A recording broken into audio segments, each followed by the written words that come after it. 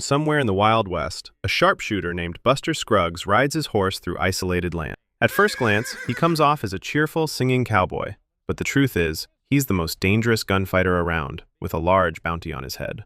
During his travels, he finds a cantina where he stops to have a drink. I'd like me a splash of whiskey to wash the trail dust off in my gullet and keep my singing voice in fettle. However, the barman refuses to serve whiskey to him because it's a banned drink, and therefore only outlaws can order it. Buster tries to explain he shouldn't be judged based on his clean looks and chirpy demeanor because he's an outlaw too. You ain't no outlaw.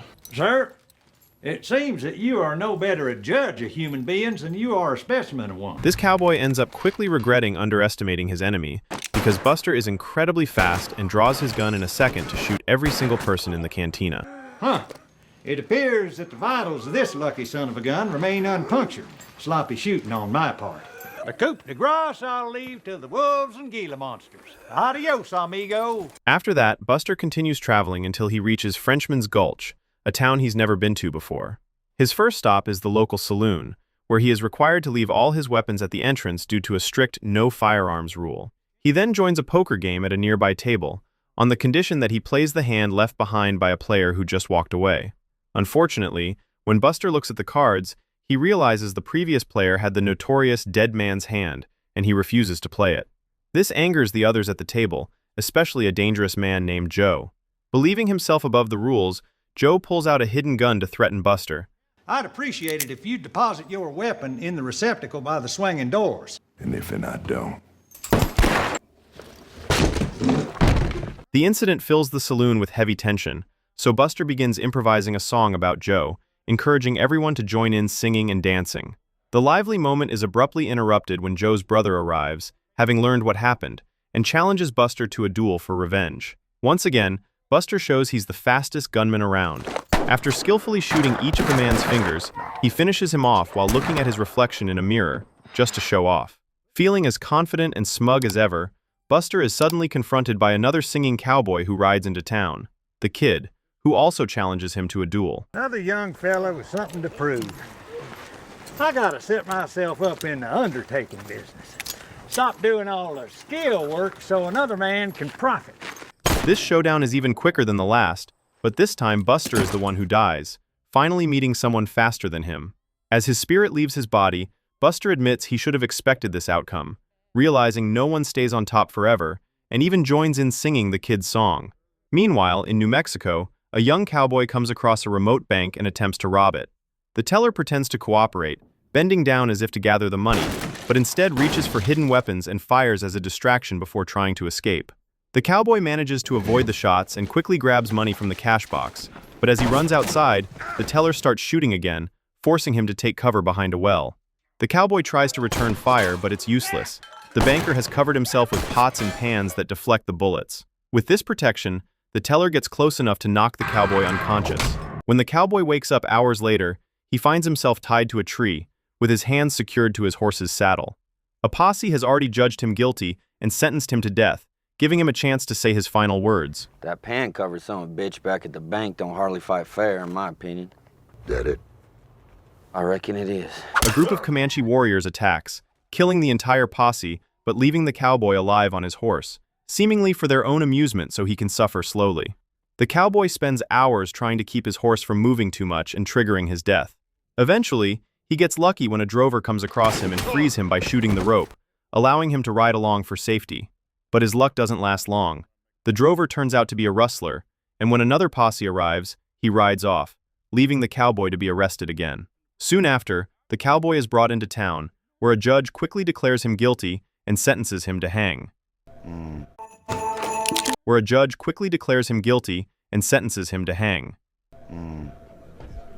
First time. As he waits for his execution, he focuses his attention on a young woman in the crowd, hoping that the last thing he sees before dying will be something beautiful. Not far away, an aging impresario travels with Harrison, a young man who has no arms or legs, but possesses a remarkable voice, which he uses to recite works from Shakespeare, Lincoln, and others. Their wagon turns into a stage whenever they stop in a town, and while Harrison performs his recitations, the impresario collects money from the audience. He is also responsible for feeding Harrison, applying his makeup, and even assisting him with basic needs. It's a difficult and sorrowful existence, and the impresario grows more frustrated with Harrison as time goes on. When they stop at brothels, the impresario doesn't bother to pay for a woman for Harrison. Instead, he leaves him in the same room, turning him away while he enjoys himself, forcing Harrison to listen to everything. As they travel deeper into isolated mountain towns, fewer people show interest in their performances, and they earn very little money. One evening, the impresario notices that their audience is unusually small because another wagon nearby has drawn everyone's attention. A crowd has gathered to watch a chicken that can perform simple arithmetic by pecking at painted numbers. Seeing a new opportunity, the impresario decides to buy the chicken and begins caring for it with the same attention he once gave Harrison, who starts to worry about what might happen next. The following day, the impresario stops near a bridge and tests the depth of the river below by dropping a large rock into the water. Satisfied with the result, he soon continues his journey with only the chicken in the wagon, having pushed Harrison into the river. Elsewhere, near a mountain stream, a weathered prospector arrives in search of gold. At first, his pan only collects small flecks, but by carefully measuring the amount each time, he tracks the source of the gold and determines where to dig.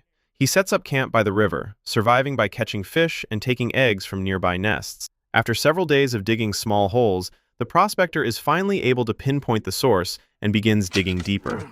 His efforts pay off when he uncovers a large vein of gold that could make him wealthy. However, before he can celebrate, a young man who has been following him approaches and shoots him. After rolling a cigarette to celebrate, the young man climbs into the hole to move the body, only to be suddenly attacked by the prospector, who had been pretending to be dead.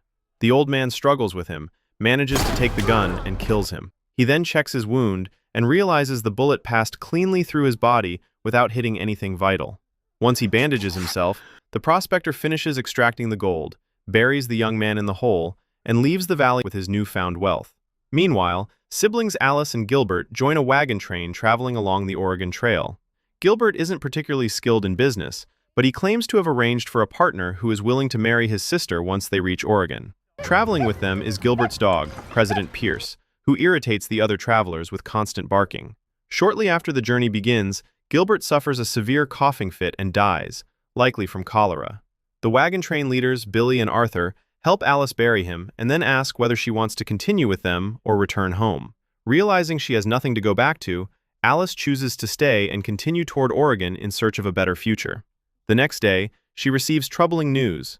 The young man Gilbert hired to drive their wagon claims he was promised $400 and expects half of it once they reach the halfway point.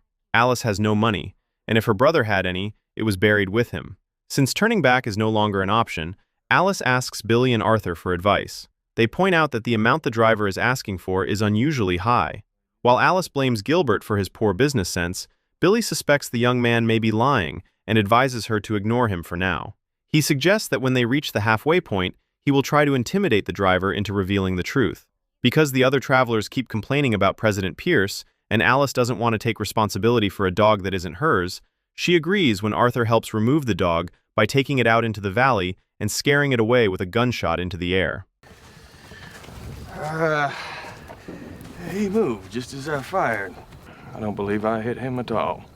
I do not think he will see President Pierce again. The journey continues smoothly after that, and Alice and Billy spend time together, discovering that they share similar views on many things. When the driver asks again about his payment, Billy tries to reason with him, but fails. He then offers Alice another solution. Since he has been considering leaving the wagon train, he proposes marriage to her, offering to take on Gilbert's debt and build a proper home together. Do you engage in divine worship? Yes. I am a Methodist. Yourself, miss? I'm Episcopalian. Now I suppose it is my turn to think. Of course. Alice is surprised by the proposal, but she has grown fond of Billy and agrees to marry him. A few days later, Arthur becomes concerned after noticing fresh tracks nearby. When he checks on the group, he realizes Alice is missing. She had wandered off after hearing President Pierce nearby and went to watch him bark at prairie dogs, unintentionally straying too far from the group. Arthur finds her and tries to bring her back quickly, but they are ambushed by a group of Native American warriors before they can return. We can't make a run for it through this dog town. There's only one savage. Armed with two weapons, Arthur keeps one for himself and gives the other to Alice, instructing her to take her own life if he is killed, as he believes death would be better than being captured and tortured. I suppose you scare us. It won't bother us none, will it, miss? No, Mr. Arthur. Arthur proves to be a skilled shooter and manages to drive the attackers away with precise shots. However, just as it seems the danger has passed, one warrior catches him off guard and knocks him down. Pretending to be unconscious, Arthur waits until the attacker gets close, then shoots him. When he returns to Alice, he discovers the worst. Believing he had died, she followed his instructions and used the gun on herself. Poor little gal. She hadn't ought to have did it. After covering her body with his coat, Arthur begins the journey back to the wagon train with President Pierce, wondering how he will explain what happened to Billy. On another road, 5 passengers travel by stagecoach toward Fort Morgan. After spending much of the journey singing, which irritates the others, Thigpen explains that he and his partner Clarence frequently take this route while transporting cargo, hinting at something on the roof without revealing exactly what it is. Now that Thigpen has finally stopped singing, a conversation begins among the passengers. This leads the fur trapper to speak about a past relationship he had with a hunk papa woman, explaining that it worked despite their language barrier because he believes all people share the same basic needs. We did not talk. She had no English, and I am not schooled in the gibberings of the nations. Well, I say we did not talk, but sometimes we would, often at length, each in our own tongue without benefit of understanding the other. Did you love her? Oh, I don't know. I never even knew her name. People are like ferrets, or a beaver. Lady Betjeman, a devoted Christian, takes offense to this idea and insists that there are only 2 types of people, the righteous and the sinful. I challenge your credentials, madam, for assessing human worth. People are like ferrets. People are not like ferrets.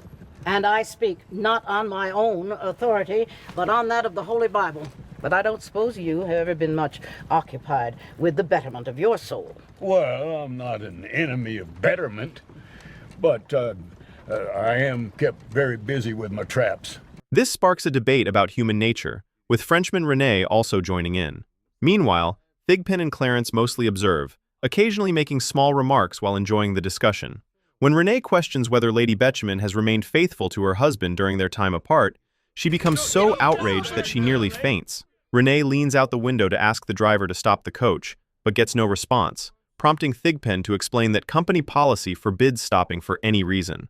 To calm Lady Betjeman, Clarence begins singing a melancholic folk song, which successfully soothes her, but also brings Thigpen to tears. Curious about the 2 men, the trapper asks them to explain what kind of work they do. I like to say that we're reapers. Just as you said, madam, there are 2 kinds of people. In our business, they are dead or alive. Neither do I take 'em alive. Of course, it's an entirely different business, and I work alone. Thigpen also admits that he enjoys watching people die, claiming there's something fascinating in their final expressions. This confession unsettles the other 3 passengers, who begin to feel uneasy about what awaits them at their destination. When the stagecoach finally arrives at Fort Morgan, Thigpen and Clarence retrieve their cargo, which turns out to be a corpse, and head into the hotel where everyone is staying. René, Lady Betjeman, and the trapper hesitate to get off, feeling uneasy and fearful, but they eventually step inside as well. René pauses to watch the stagecoach depart before closing the door behind them, realizing that if they needed to leave, there would be no way out.